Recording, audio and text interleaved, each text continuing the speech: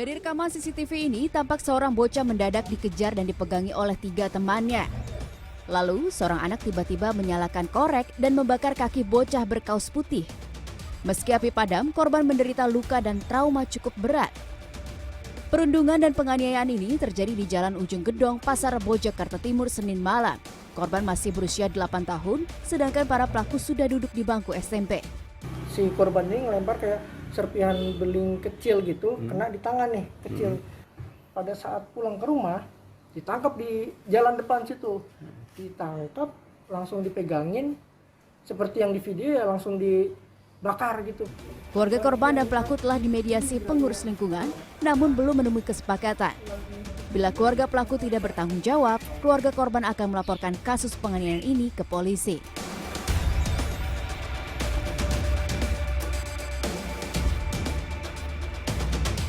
Di Karawang, Jawa Barat, seorang siswi sekolah menengah pertama SMP nekat melompat dari angkutan umum yang ditumpanginya di Jalan Surotokunto. Bukannya berhenti untuk memberi pertolongan, sopir angkot justru melaju meninggalkan korban yang jatuh tersungkur di pinggir jalan. Berhenti kan biasa di depan, saya sudah bilang Pak kiri gitu sama tukang angkotnya. Coba saya nggak tahu emang dia kurang dengar, nggak tahu gimana gitu kan.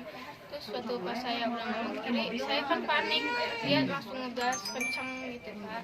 Saya panik, takutnya dibawa kemana, ya saya melompat. Kejadian ini mengakibatkan dagu Syifa Aurrahma luka robek dan harus mendapatkan 8 jahitan. Selain itu, beberapa giginya patah serta memar di sejumlah bagian tubuhnya. Tim Liputan CNN Indonesia.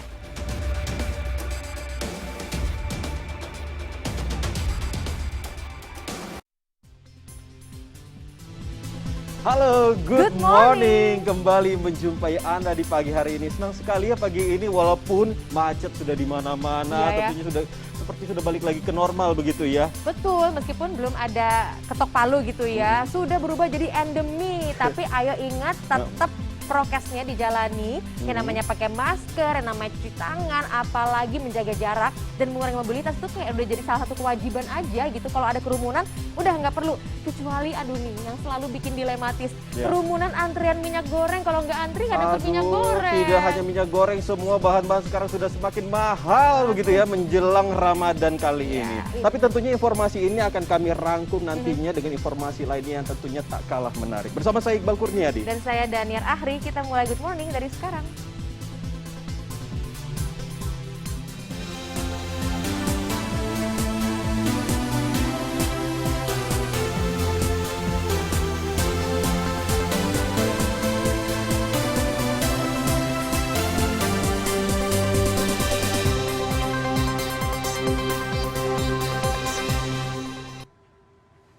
Kita langsung lanjut lagi Good Morning dengan informasi soal minyak goreng ya, lagi-lagi viral nih. Tapi di tengah kesulitan ataupun tingginya harga minyak goreng, Anda jangan sampai ketipu gitu ya dengan harga yang murah.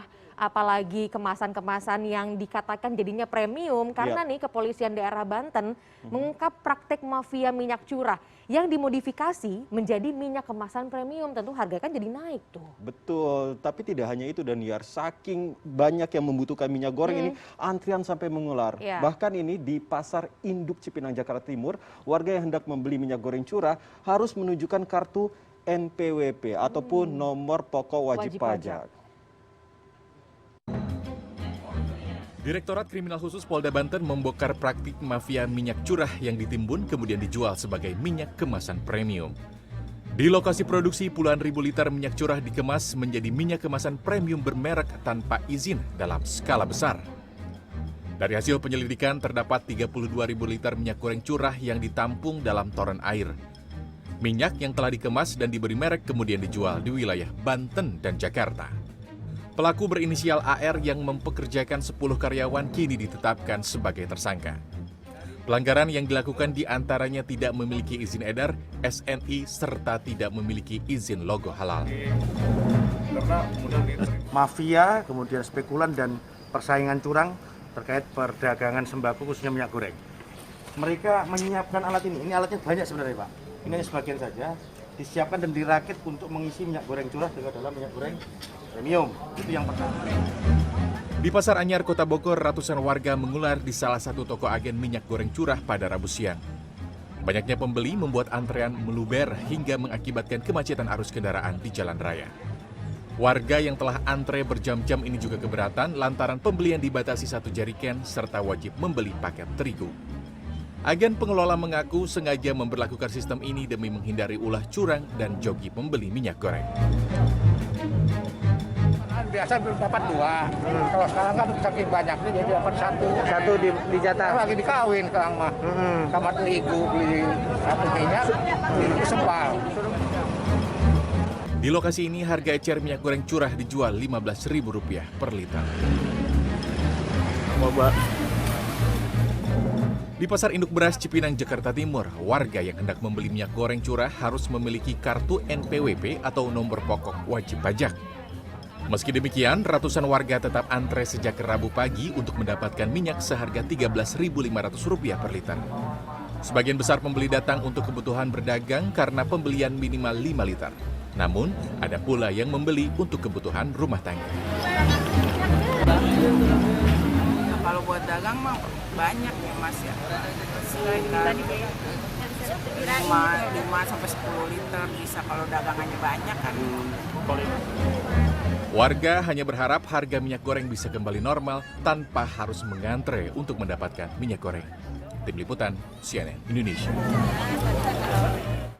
Ya memang kita ini harus lebih sabar lagi. Apalagi jelang Ramadan ini ujiannya juga cukup banyak begitu ya. Tidak hanya harus bersabar dalam hal harga-harga yang semakin meninggi, tetapi kalau di jalanan juga harus sabar. Iya, harus jaga jarak dan juga menjaga kecepatannya supaya tidak terlalu mengebut-ngebut begitu. Karena ini ada sejumlah kecelakaan beruntun terjadi di beberapa daerah. Di Palembang, kecelakaan lalu lintas melibatkan 2 kendaraan truk muatan susu dan tanah terjadi dari 2 arah berlawanan. Iya, kalau di Madura ada 5 kendaraan terlibat tabrakan karena sejumlah minibus yang melaju kencang ingin mendahului dan mengambil arah lawan.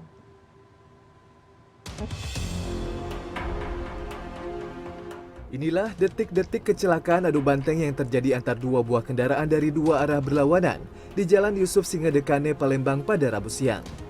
Menurut saksi mata, awalnya truk muatan susu yang datang dari arah Jembatan Musi 2 masuk ke jalur berlawanan yang bukan tempat putar untuk bongkar muatan barang. Meski truk muatan tanah dari arah lawan sudah berusaha membunyikan klakson, kecelakaan tetap tak terhindarkan. Meski tak ada korban jiwa akibat peristiwa ini, 2 orang sopir dan kernet menderita luka ringan di kaki dan tangan akibat pecahan kaca. Kecelakaan beruntun lainnya terjadi di Jalan Poros Sidrap Wajo di Desa Kanyuara, Kecamatan Watang Sidenreng, Kabupaten Sidrap, Sulawesi Selatan, Rabu siang. Kecelakaan melibatkan 3 kendaraan yakni minibus, mobil box, dan sepeda motor.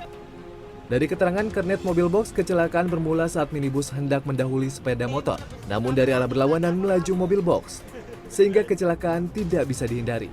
Tidak ada korban jiwa dalam kecelakaan ini, namun 2 orang korban dilarikan ke rumah sakit karena menderita luka serius. 5 unit kendaraan roda 4 terlibat kecelakaan beruntun, tepatnya di jalur utama Jerengik, Kabupaten Sampang, Madura, Jawa Timur, Rabu siang. Insiden bermula saat 2 minibus dari arah timur Sampang tujuan Surabaya berusaha mendahului bus pariwisata. Sementara dari arah berlawanan, minibus lain melaju kencang sehingga tabrakan tak terhindarkan. Tidak ada korban jiwa dalam peristiwa tersebut, namun jalur utama di 2 arah kendaraan sempat mengalami kemacetan. Tim Liputan CNN Indonesia.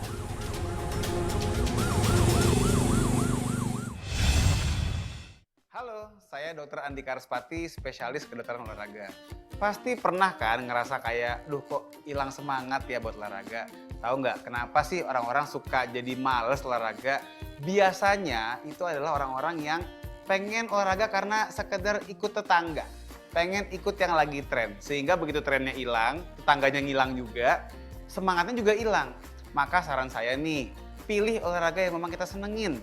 Yang emang bikin kita enjoy, yang happy, dan jangan pilih olahraga yang terlalu berat intensitasnya. Karena akan bikin pegel-pegel dan bikin kapok. Kemudian juga ada lagi nih, tips yang penting adalah membuat target yang bisa diukur. Misalnya, saya pengen olahraga yang bikin lingkar pinggang saya mengecil. Sehingga kalau misalnya memang nanti udah ngerasa nih lingkar pinggang mengecil, akan jadi semangat tambahan untuk tetap berolahraga. Makanya kenapa stay semangat ya olahraganya.